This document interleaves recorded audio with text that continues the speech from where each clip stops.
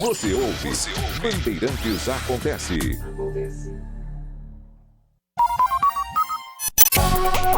Saber, entender, compreender, conhecer, descobrir. Ouvir. Bandeirantes Acontece. Jornalismo, Rádio Bandeirantes, São Paulo do Brasil. Neste fim de semana, o vereador Carlos Bolsonaro atacou, sem citar nomes, mas atacou os governadores que articulam uma candidatura à presidência da República. Disputam entre si e, ao mesmo tempo, prometem que o sobrevivente terá apoio de todos. Não é? Carlos Bolsonaro chamou esses governadores de ratos, dizendo que falam em tirar o PT do poder, mas que nada fazem para mudar a situação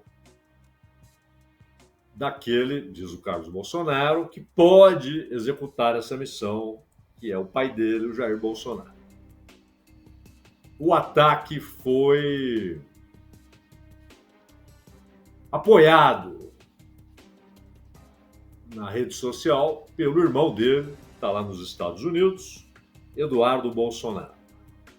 Então, os dois atacaram esses governadores. É basicamente a manutenção da ideia de que todos eles devem ficar presos a Jair Bolsonaro, ao apoio de Bolsonaro, mas que devem, por enquanto, fazer parte da tática de Bolsonaro de dizer-se candidato, de que ele, Jair Bolsonaro, será candidato à presidência no ano que vem. O que, aliás, foi repetido neste fim de semana também pela Michele Bolsonaro. E o que Carlos quer dizer com isso, com apoio do irmão Eduardo Bolsonaro, é que esses governadores devem abraçar esse discurso de que o candidato é Jair Bolsonaro, e de que eles lutarão para que Bolsonaro seja candidato. O único que faz esse jogo, mas paralelamente se move para ser o candidato, é o Tarcísio. Mas ele faz esse jogo. Ele fala que o candidato é o Jair Bolsonaro e tal.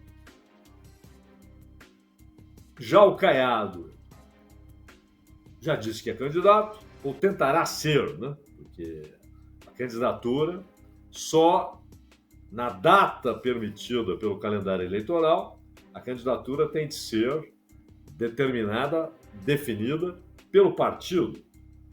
Não há candidatura independente. Nós temos uma lei muito ruim. O ideal seria que as pessoas pudessem, 2 anos antes, 3 anos antes, pudessem afirmar que são candidatas a isso e aquilo. Então você tem essa hipocrisia, né? Não, ninguém é candidato, é um pretenso, é um pré-candidato. Não, o sujeito deveria estar livre para dizer que é candidato. Deveria haver também candidatura independente, sem necessidade de aval de partido. Mas essa é uma outra história. Mas o Caiado diz que é candidato.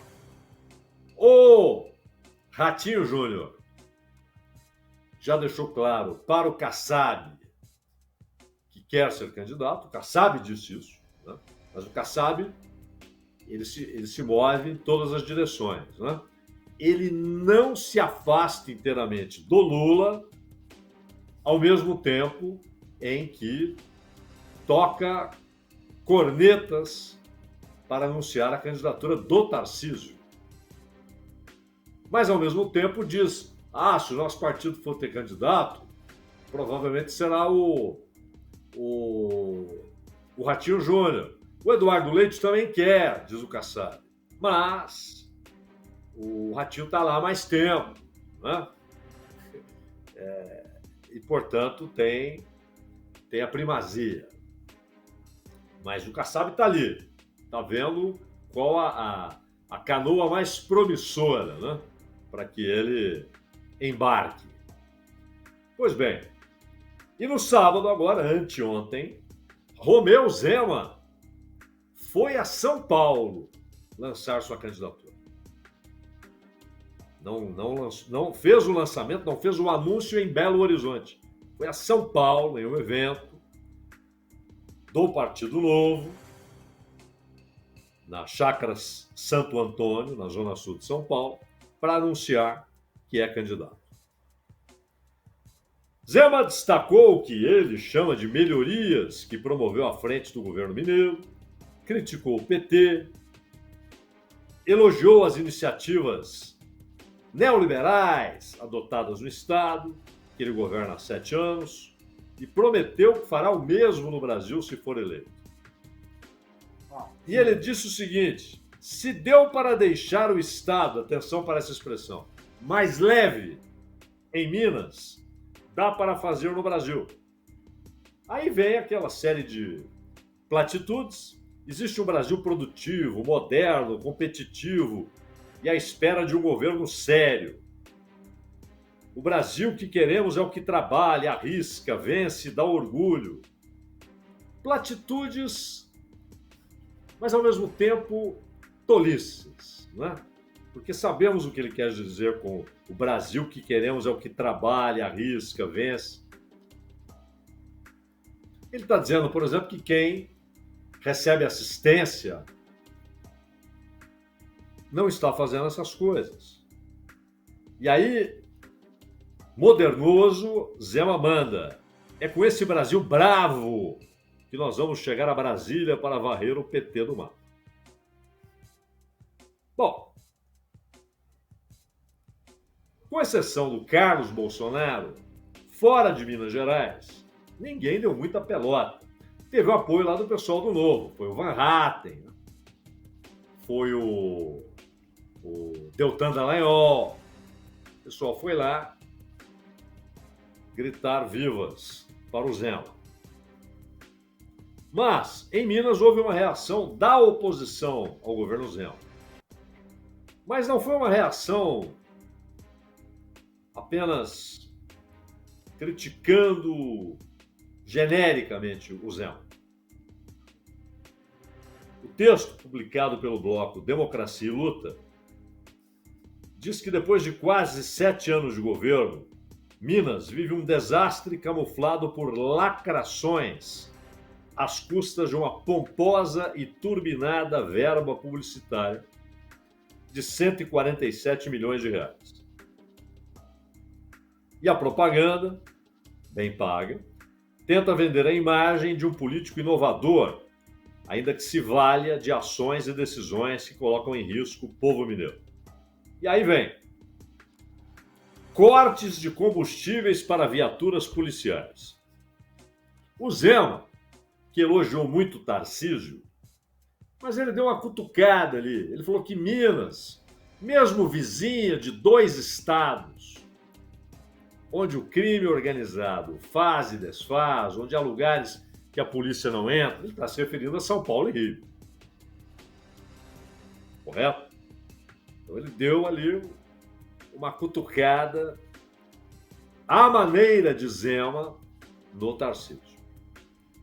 E aí, a oposição está lembrando o seguinte: meu chapa, você cortou combustível para viatura policial.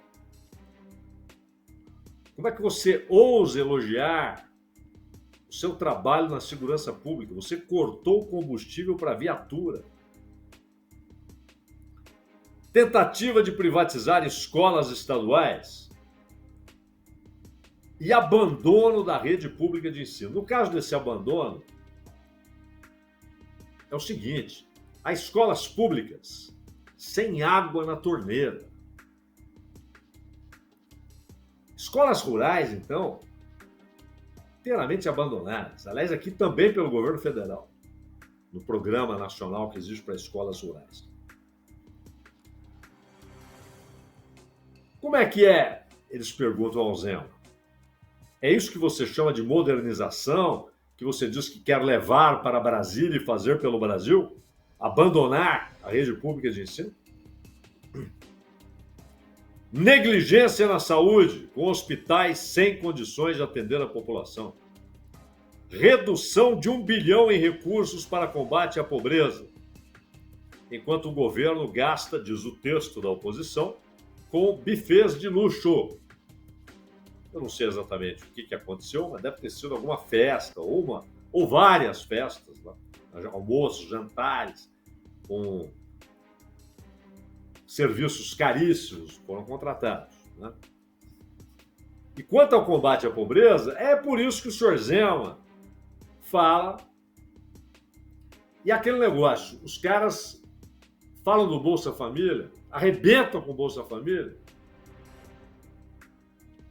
mas como sabem que é preciso eleitoralmente calibrar essa prosa, isso vale para todos, Tarcísio, Zema, Caiado, vem sempre não, a passagem tem que ser rápida, a pessoa tem de aprender, não é questão de aprender, tá cheio de gente lá que sabe ofícios vários.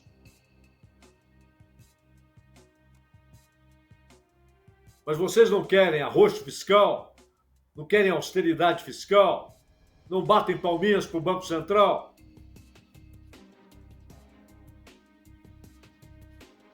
Dizem também os oposicionistas nesse texto que Zema fez reformas em rodovias de interesse pessoal. Arruma uma rodovia que passa pela fazenda do cara, ou dá na fazenda do cara, enquanto estradas do Estado sofrem com pedágios de más condições. Esse é um negócio. Às vezes tem BR também. Rodovia com pedágio e não é duplicada, tem buraco. E dizem que Zema é um milionário alheio à realidade social de seu estado, que privilegia grandes empresários, concede isenções fiscais bilionárias, aí desaparece o rigor fiscal. Na hora de isenção para rico, aí as reservas desaparecem. Aí já não há preocupação com a questão fiscal. Mas Bolsa Família, Previdência, BPC, é tiro, é tiro, é tiro. Agora, isenção, benefício para bilionários, para grandes empresas, aí desaparece o rigor fiscal dessa gente. Além daquela história que vai acompanhar o Zema de ter reajustado o próprio salário em 300%, enquanto os funcionários públicos tiveram 3%. Bom, Zema lançou a candidatura. Na semana passada, sem o Zema, que estava preparando, né, o evento do lançamento da candidatura, e só lembrando, o Zema disse o seguinte, que é candidato, mas pode deixar de ser. Né? A realidade, basicamente, é o seguinte. O que ele está dizendo é, por que não eu na chapa? Deve estar vendo uma oportunidade de ser o vice na chapa de alguém. Porque as pesquisas desestimulam. Ou então, toca até o primeiro turno, no segundo turno apoia, e aí pode ter algum cargo, alguma coisa. Porque ele diz que legislativo ele não quer saber, não gosta dele executivo. Então ele não quer ser candidato ao Senado. Diferente do Ratinho Júnior, que pode ser candidato ao Senado. Aliás, aparece em primeiro nas pesquisas no Paraná. Ele aparece em primeiro na pesquisa para senador, embora não tenha dito que será candidato ao Senado pelo Paraná. Para governador aparece o Sérgio Moro. Se bem que a pesquisa que eu vi era de Curitiba especificamente, não era do estado todo. Mas nós tivemos também em São Paulo, e aí reunião, como gostam de se reunir com banqueiros. Né? O Haddad também, vira e mexe, encontro com banqueiros. Não vejo esses caras, Haddad, Tarcísio, Caiado, Zema, Ratinho, o outro lá, o Eduardo Leite, Galípolo, conversando na porta da fábrica, no sindicato, na associação dos lavradores e camponeses, dos sem terra. Não. O negócio é reunião com o banqueiro. Toda semana. E foram lá os 4. Era um evento sobre agronegócio e o banco chamou os 4. E eles fizeram autoelogios, elogios mútuos, recíprocos, defenderam, uma grande novidade, hein? Ajuste fiscal, autonomia dos estados. Bom, em que nível? Eu acho legal o estado ter autonomia. Preciso saber exatamente como querem construir isso. E redução da máquina pública, que também é algo indefectível. Está sempre lá nos discursos desses caras. Eles foram apresentados pelo André Esteves, que também, aquele que disse que se o segundo turno em 26 for Haddad e Tarcísio, ele vai para a Itália. Não com medo, ele vai festejar. E claro, ele não vai festejar em qualquer lugar. Vai para a Itália. Deve ser Milão. Quando muito, Firenze. Também não vai para qualquer lugar na Itália. Mas ele disse que são políticos experientes, respeitados. Usou um termo importado, diz que eles têm excelente track record, histórico, né, nos seus governos. E protagonistas do ano eleitoral no ano que vem. Também Mansueto Almeida, que foi secretário do Tesouro Nacional do governo do Bolsonaro, economista-chefe do banco do André Esteves, elogiou a turma. E aí os governadores, apontaram o governo federal como responsável por um ambiente de instabilidade econômica e política. Disseram que Lula adota políticas populistas com gastos elevados, cria divisões na sociedade. E Tarcísio destacou a privatização da Sabesp e mudanças em benefícios tributários. Reiterou a defesa de cortes e concessões, ou seja, jogar ao piso, já está pertinho do piso, o investimento público e privatizar. Né? E diz que o país não aguenta mais o Lula. E foi aplaudido pela plateia na reunião dos governadores com a turma dos bancos. E diz que aqui discute picuinhas, o Brasil discute picuinhas. Ele já havia dito isso antes. Né? Mas ele não diz quais são essas picuinhas. O que ele quer dizer, aqui entra o técnico. Vamos discutir privatização, concessões. Aí usam aquele conceito neutro, né? Vamos modernizar a administração. Modernizar não é um verbo que traga em si, inerente a si, uma qualidade, nem uma promessa de coisa boa. A modernização pode ser para pior, pode ser para melhor. E ele diz, o Brasil está de porta aberta, o mundo, está de porta aberta para o Brasil.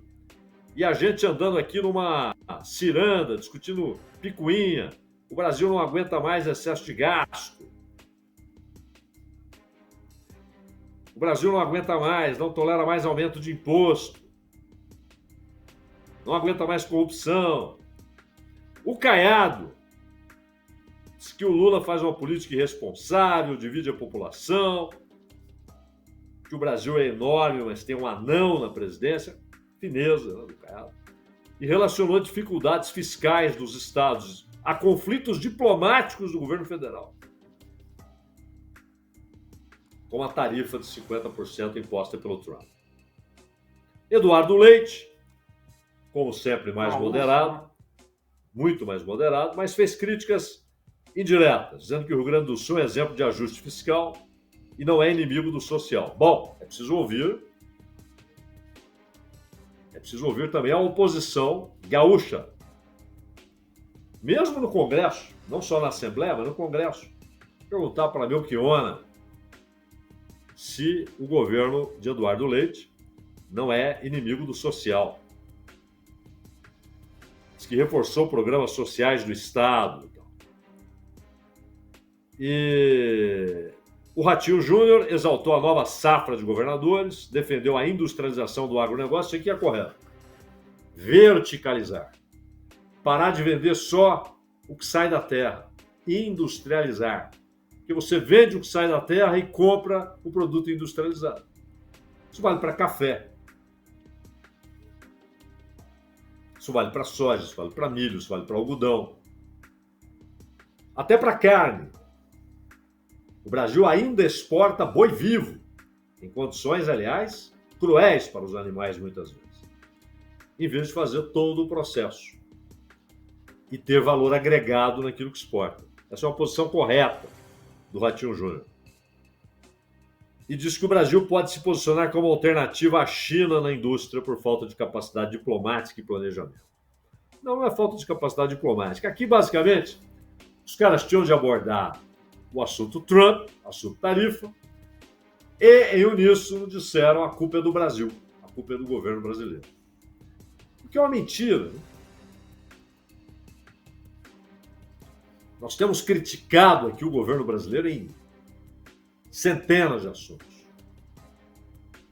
O ataque ao BPC, o teto de gastos, o ataque a aposentados, o fato de que o governo não moveu uma palha para enfrentar a reforma trabalhista e a reforma previdenciária, pelo contrário, sempre dá sinais de que a reforma previdenciária será aprofundada, o que significa que pensionistas e aposentados serão ainda mais punidos. Não mexem com os bancos, fazem de conta que o juro alto é um fenômeno decorrente de uma decisão pessoal de um ex-presidente do Banco Central, que é uma bobagem. Não enfrentam os escandalosos juros cobrados no Brasil. Uma empresa na Europa pega um empréstimo no banco a 2%, aqui pega a 25%, uma família pega 50%, ou a 100%, pagando 5% ao mês. Ninguém fala nada. Mas as críticas que fizemos e faremos não tem nada a ver com o assunto tarifa do Trump. O Brasil não tem a culpa. Vocês acham que tem? Então, perguntas para os 5. O que vocês teriam feito? Atendido às reivindicações do Trump, só que 2 delas, colocadas como centrais, vocês não poderiam atender. Vocês não poderiam obrigar o judiciário a suspender, cancelar, acabar, suprimir um processo. E vocês não poderiam acabar com um déficit que não existe. É impossível acabar com um problema que não existe. O déficit mencionado pelo Trump não existe. Pelo contrário, os Estados Unidos têm superávit. Como é que vocês acabariam com isso se isso é impossível?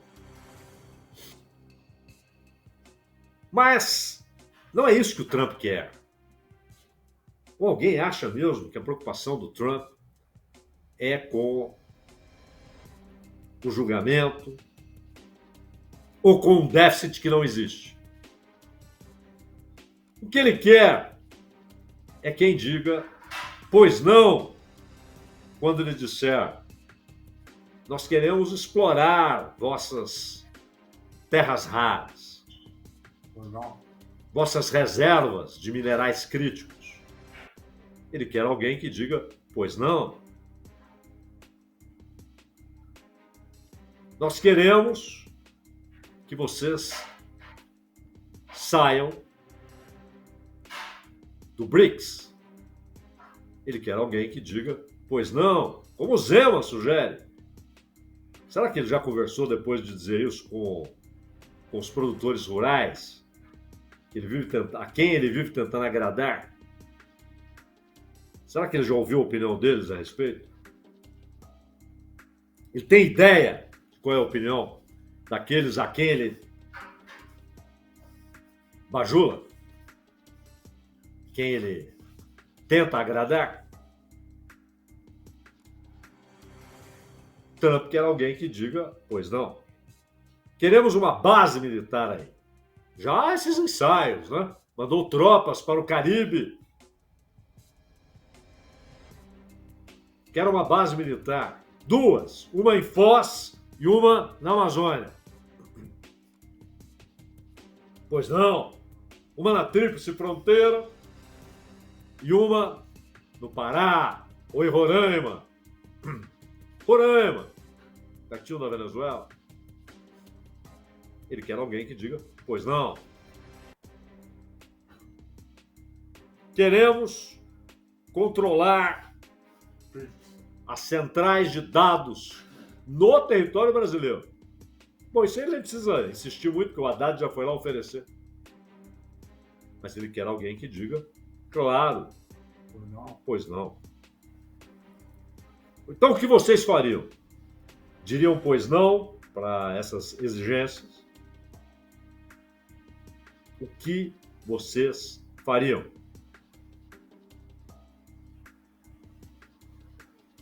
Não basta pôr um boné na cabeça. Isso não satisfará. Não basta. Não será suficiente. O que vocês farão? O eleito, ano que vem, tomará posse em janeiro de 27 e o presidente dos Estados Unidos continuará sendo Donald Trump. Ele só sairá em 20 de janeiro de 29. Conviverão um bom tempo com o Trump. 2 aninhos. Quase. Dará para falar muito, pois não.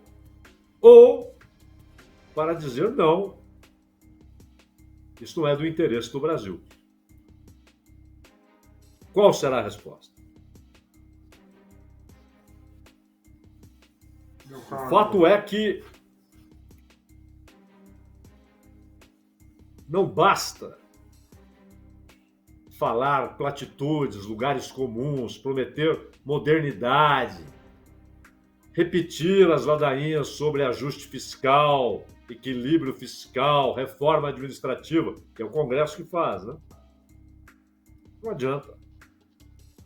É preciso opinar a respeito do que está acontecendo.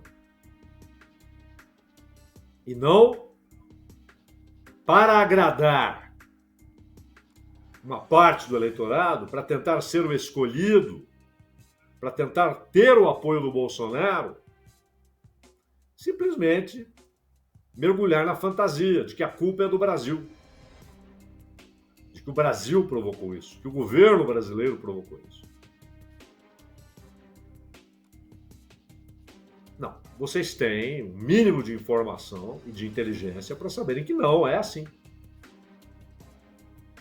Precisam dizer, querem a presidência, tem de expor as ideias, expor, colocá-las sobre o telhado para que todos vejam, para que todos saibam. Ainda há tempo. Ainda há tempo para que expressem suas opiniões a respeito do que está acontecendo. E não se escondam em tergiversações e em fantasias.